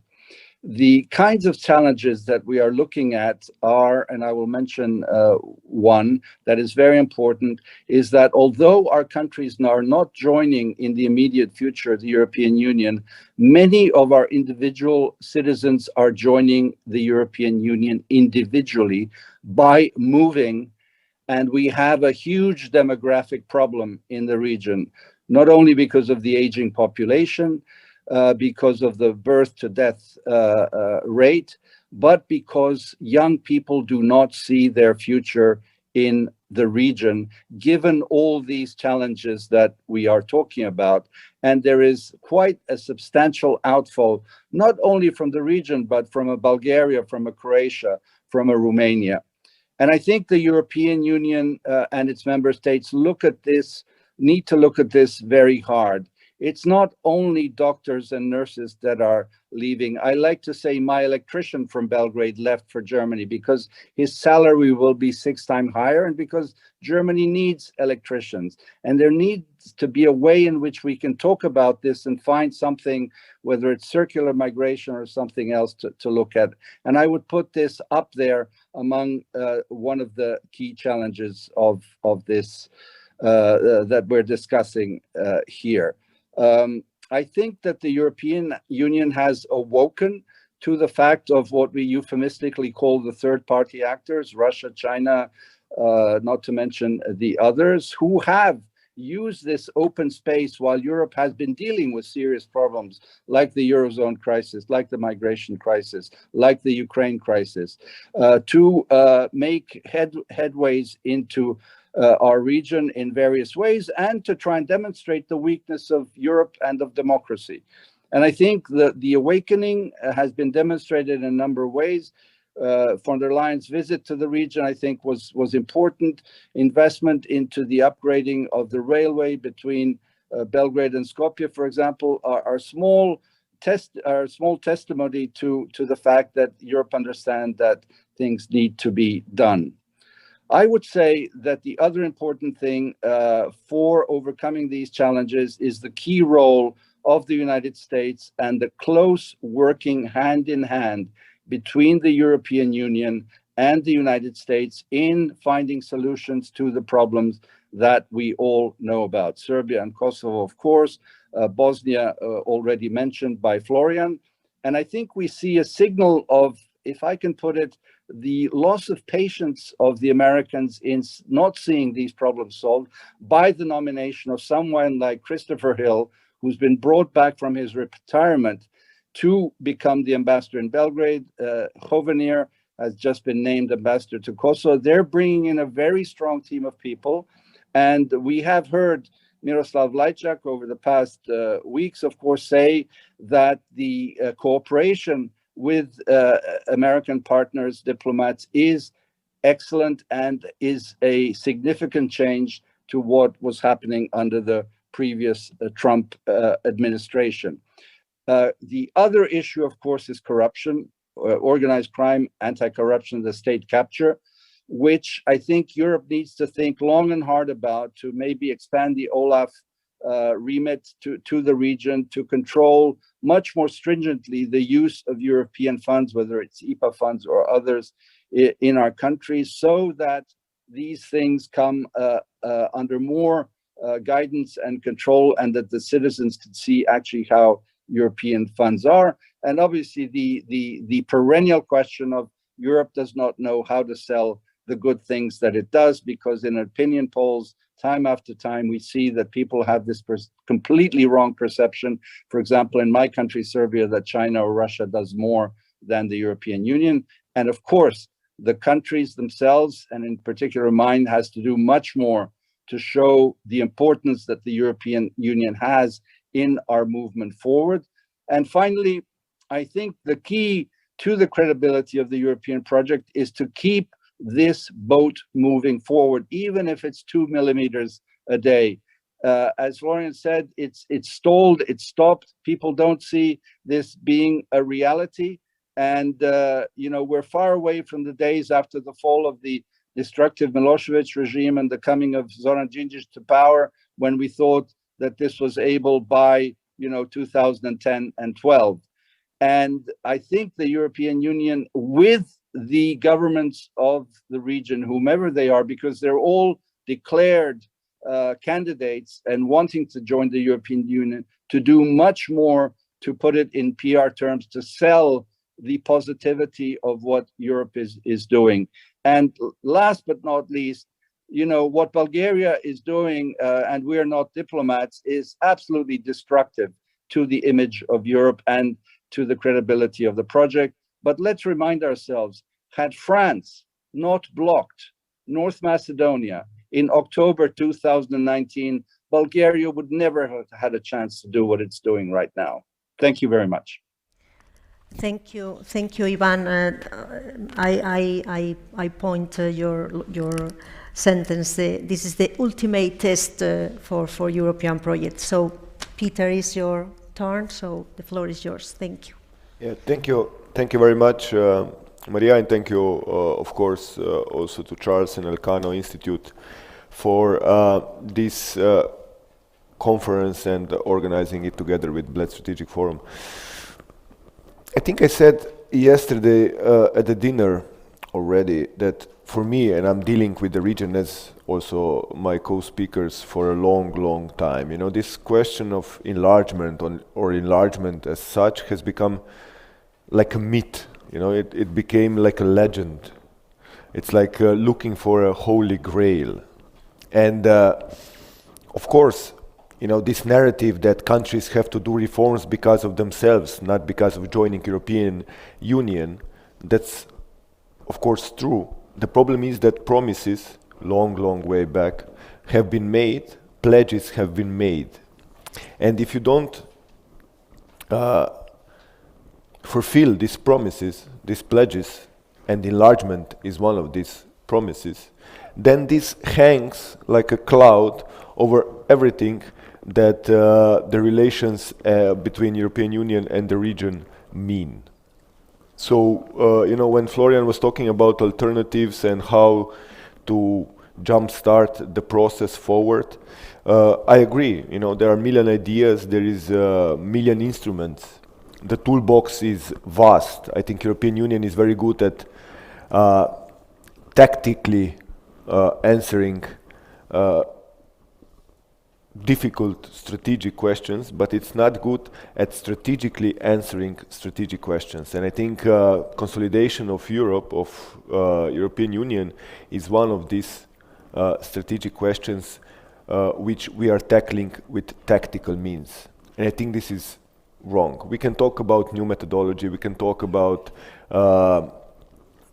different ideas of joining first single market and so on and so on. But this symbolism of enlargement is something that gives the citizens and also the region as a whole an impetus to actually do these necessary reforms. So it's either. If we are serious about enlargement and about these countries joining European Union, then we should be, all of us, acting totally different than we are now. If we are not, then we can use different methods in the relations between Western Balkans and European Union. I think, me personally, but also Slovenia, this is why we also organized EU Western Balkan Summit during our presidency, that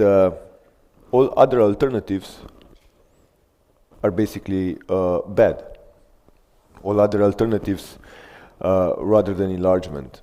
So we think this policy needs to be kept alive, and the European Union needs to find the strength to keep this region and relations with the region in focus. It's 27 countries, it's understandable, 27 different interests, 27 different foreign policy interests, but keeping focus on the Western Balkans is something that needs to be done. This is why I'm happy that during the summit and the adopted declaration afterwards, we have managed to secure that these EU Western Balkan summits are going to be a regular event. The next one is going to be during the Czech presidency, so that, you know, at least once a year, we are going to be able to discuss the region strategically on the highest possible level, meaning at the level of prime ministers and presidents. I think this is something which is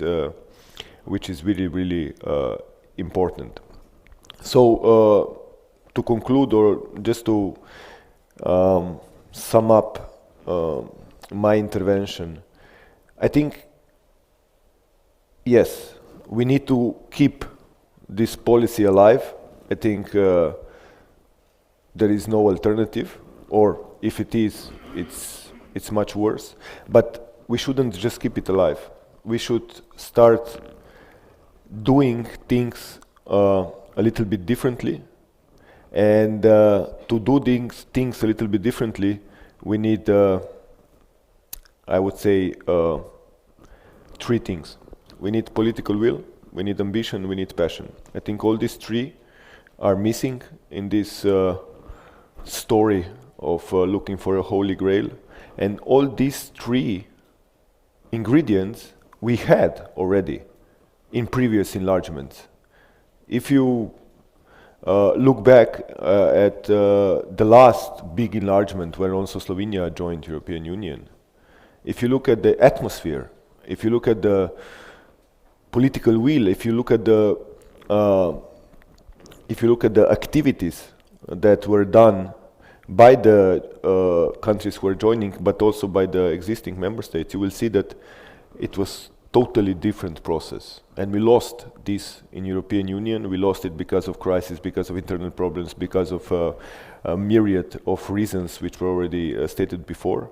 But if we want to actually fulfill these promises that I was talking about in the beginning, then we need to find it. And we need to find it rather sooner than later. Because, you know, I was talking to some CEOs from some banks which are quite huge in the Western Balkans, and you know, these bankers, they understand world through money and through economy, and basically they said that they don't understand even through this lens why we don't invest more now in this relationship and to fulfill the promises of enlargement, because later the costs, even if we are talking about political costs, but even economic one, are going to be much greater than they are now. Thank you. Thank you, Peter. Yeah, we need to recuperate political will. So now is the turn to Vesco. The floor is yours. Thank you. Thank you. Good morning, and I'm thankful for inviting me to participate in this panel. Really glad to share my views on the enlargement process, and definitely I will equal what my colleagues have already said, but maybe from a slightly different perspective, just to confirm that we, when it comes to the enlargement, are on the same page and we see this process similarly. I think that after the summit in Slovenia, the last summit in Slovenia is the right moment to recon again about relations between the region and European Union, and I'm thankful for this meeting. I think it's timely, and hopefully it can contribute to better understanding of what's going on currently in the relation between Western Balkans and European Union. As you know well, the prospect of and offer of the European membership has remained Brussels' most powerful currency, soft power in the Balkans. And it has served, this perspective has served as a catalyst for democratic transformation of the region for a long time. But I would say the perspective has never been more distant, and other panelists have agreed with this, and process more diluted than it looks now. It is gridlocked, moving nowhere, and better said, nearing a dead end. I would like to quote a colleague of mine who was in charge of Balkans and who is an American, and last night we were discussing enlargement, and he portrayed the process as a person being in a deep coma on life support. It shows signs of life, but their future is uncertain. And I would say this captures momentum when it comes to enlargement. And looking back in the process, I would point out four points briefly. I think that both sides bear responsibility for the success of the process. It is politically correct to criticize the region, and it is what we are have been hearing for years. But I would say also that both sides have agreed in Thessaloniki what they need to deliver, and neither of them has delivered what they are promised to do. Western Balkans has not delivered comprehensive democratic reforms. European Union didn't remain fully committed to enlargement. Then secondly, there is a clear correlation between reform fatigue and enlargement fatigue. And those two ends of the equation are closely connected. When the EU was involved in the first decade of the process, the reforms were gaining ground. But since 2013, Brussels' appetite for enlargement has waned, as the country's appetite for the continuation of reforms. So if we can describe the first decade after Thessaloniki a success for both sides, then the period after 2013 can be marked and described as a period marked with rapid democratic backsliding on the Western Balkan sides and growing enlargement fatigue on European sides. Then the third point is that that it's obvious that reverse trends are that positive trends are reversed, but the European Union is retreating instead of being more and more involved in order to to play a positive role in the region. If we look just a cursory look at the Western Balkans nowadays, tells us that that the process itself has not prevented state capture, endemic corruption, or infringement on media freedom, environmental degradation, or brain drains, and everything has been mentioned by my colleagues before. But the EU, in my view, is in sleeping mode, and this sleeping mode allows for illiberal tendencies to further flourish, and there is nothing to stop them, and they have a strong driving force behind them. And that driving force is unconstrained nationalism. And the region is therefore experiencing a revival of chauvinism, history revisionism, and genocide denial. So everything that we saw at the beginning of the 90s is again looming on the horizon when it comes to the region. So, and the fourth point is that is not just integrity of the process, or call it credibility of the process in question. Credibility of Brussels is in the question here. And this is not only because of the rise of populism and Euroscepticism in Europe, I would say. It has more to do with the attitude of the traditional European conservatives, liberals, and their partners on the left. I would say that they have problem with enlargement. They have problem to publicly go forward with the project that was launched in 2003. And my colleagues have mentioned, and I will just confirm this, that the lack of political commitment is visible. For example, to open accession talks with North Macedonia and Albania, though they met criteria to do so, or to unpack visa liberalization for Kosovo, or to come up with a comprehensive plan for Bosnia and Herzegovina. So that speaks that even if countries now deliver what they needed to deliver, to meet criteria, for example, in the case of North Macedonia and Albania, to open accession talks, Brussels is hesitant to deliver what has been promised. And that actually puts over credibility of the process and credibility of Brussels in the eyes of people in the Balkans and political elites in the Balkans. And therefore, to conclude, something which Ivan has mentioned, I sincerely hope that, first of all, that the European agenda will be reinvigorated, renewed, and also that we will see in the future, in the foreseeable future, in the near future, better said, close cooperation between the European Union and US in the region in order to revert processes which are taking ground right now.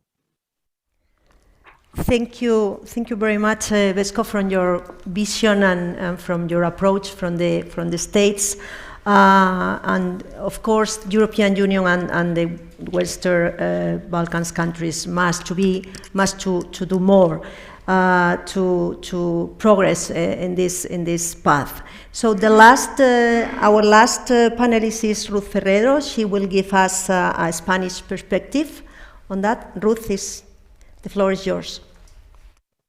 Hello, good morning, Maria. Thank you very much to Real Institute Elcano to hold this event on the Balkans. I think this is a great opportunity to show up how Spain is getting more interested on Balkan issues. I think these kind of events are very needed into the Spanish public sphere, and this way we'll avoid to misunderstand comparisons among what's going on in Spain and what's going on in the Balkans, and I think this is a good thing. And also, this kind of events can improve the study of the Balkan region in the Spanish sphere. Before starting with the Spanish perspective, I want to point out something that some of my colleagues just mentioned with different words. I think as Ivan was mentioned on the ultimate test for EU project that you mentioned also, Maria, I think what we are proving here is if the conditionality principle is working or not, and I believe it's not working for the purposes that it was implemented, which means that it's a failure also of the Europeanization process in the region, and that the European Union in a way is sacrificing the conditionality based on democracy establishment to stability and security issues on the borders, and that's why we've seen in these countries. Also, I wanted to point out that Hungary is taking the position of the UK on the enlargement process, and is very anxious for enlargement. Either way, which kind of systems or regimes are getting into the EU. I think Florian just mentioned something like that before. As for the Spanish perspective, I'm very happy to hear our Secretary of State saying that Spain will change a little bit their position on the Kosovo issue. At least we're starting to hearing issues on Kosovo from Spain officials. And also, when he just mentioned that he will explore different kinds of involvement and engagement within the Pristina government and in the dialogue between Belgrade and Pristina. I hope that will be working and carry on with this kind of approach. I think the Greece approach might be kind of example. Probably that would not be the best approach for Belgrade side, but I think for Spanish case, it would sort out a lot of problems that we have into the inside politics, taking away all these comparisons, which I think has no real position on that.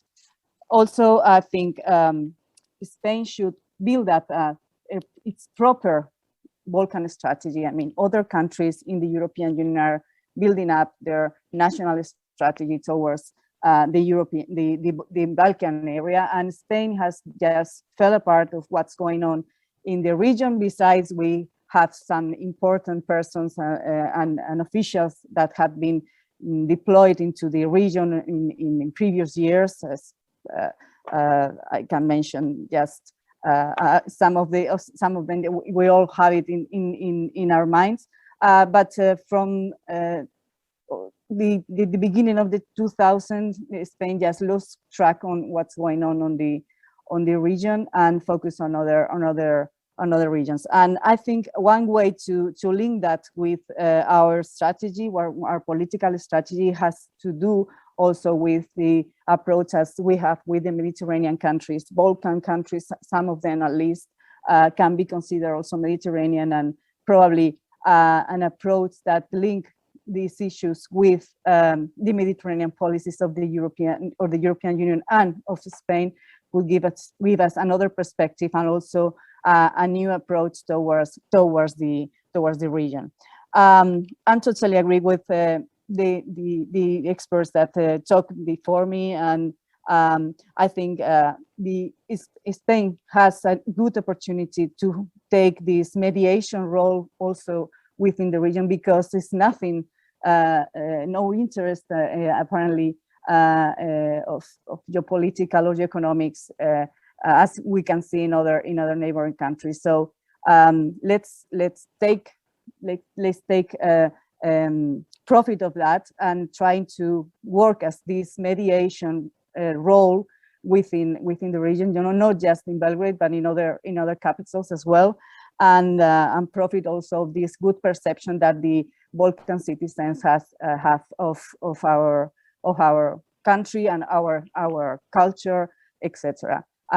Let's improve our language in the region. It's been very, very well known, and Cervantes institutes are flooded with people in different areas of the region. So I think this would be a good opportunity to put it on the first line and build up on that the Spanish strategy towards the Balkans. I will leave it here. 6 minutes now, so I think I.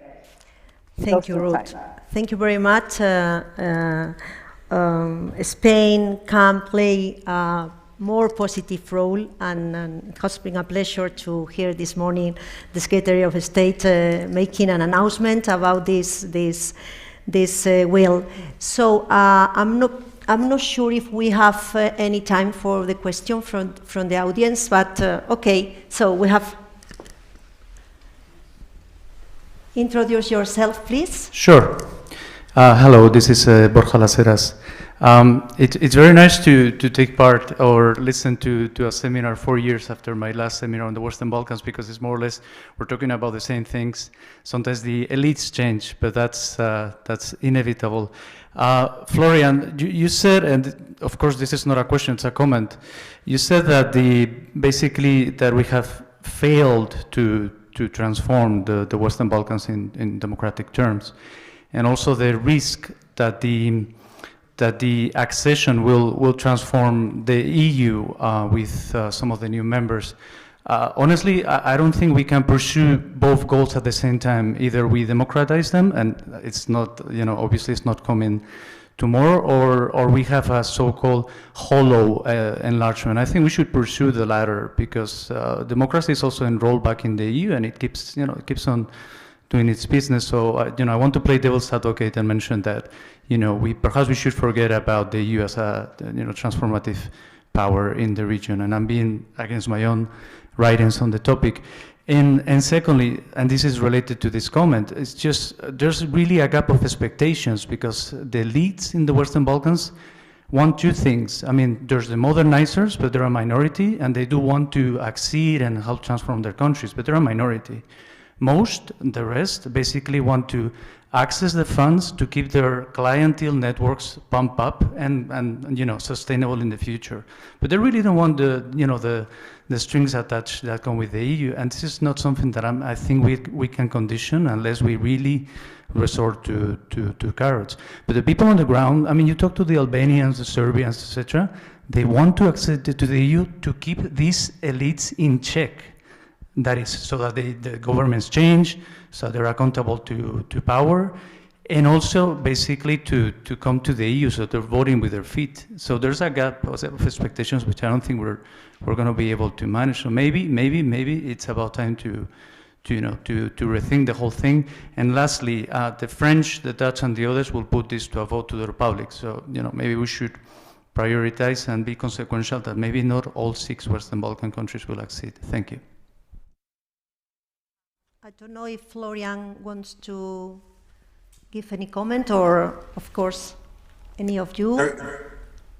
Very briefly, just to say, I mean, I think a hollow enlargement is not going to happen because we know that the main transformative moment is during the enlargement process, not afterwards. So it doesn't mean that these processes can't be in parallel. I think the EU needs to change the way it deals with authoritarianism and abuse of rule of law within the Union. We see it very clearly. The moment might not be now. It might be when there is a new Hungarian or Polish government, which might be more willing to contemplate that.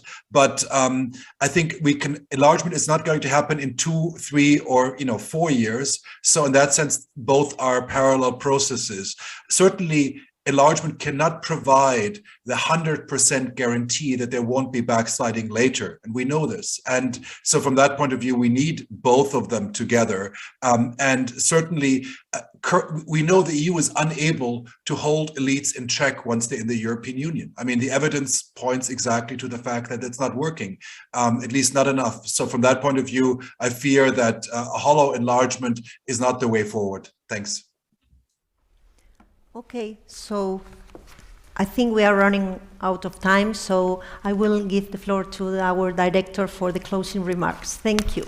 Thank you very much, Maria, and a very special thanks to all of the speakers, especially those of you who got up extra early this morning. And thank you for being so disciplined with the time, and I apologize for being such a terrible moderator in the earlier session. It comes with the territory. When someone was asking me earlier today, why were we organizing this event? I think the answer is really quite simple. I think we all believe, or we're coming to realize, that the EU needs to wake up and smell the coffee as far as enlargement is concerned. However, having heard one of our excellent panelists today tell us that the enlargement process is in deep coma and on life support, the coffee is going to have to be very, very strong, I'm afraid. And I'm not sure that it's available. A lot of very interesting things have been said this morning. I'm very pleased at the contrast between the two sessions. That was also intentional, of course. And I think, as I say, I'm not even going to try to attempt some takeaways, but a couple of things have struck me. First of all, this idea, which I think Ivan mentioned, which is crucial. And I remember talking to Josep Borrell about this when he took office. If we, the EU, cannot deal with the Western Balkans issue, a region of about 18 million people, most of whom are economically aligned with us already, most of whose populations want to join the EU, then we are in deep trouble. How credible can we possibly hope to be when it comes to tackling broader issues outside the region, outside our immediate neighborhood? And that, I think, is a very serious question that we need to address. The other issue, of course, is the domestic dynamics in the region. Interestingly, corruption was mentioned quite a lot in this panel, but not at all in the previous panel. And this, of course, is something that we also have to think about and talk about more. So I'm very pleased, to sum up, I'm very pleased with the way this seminar has developed. And it just remains for me really to thank my own team, Maria, Ignacio, Molina, Mira Milosevic, Raquel Garcia. Thank you so much for making this possible. Our friends at the Slovenian Embassy, Tina in particular, for their outstanding work. And of course, Peter, our very good friend and colleague from the Bled Strategic Forum, with whom we very much look forward to working in the future. So with that, thank you all very much for coming. Those of you who missed the earlier session, all of this will be available on our website and the Bled Strategic Forum's website very shortly. Thank you very much. Goodbye now.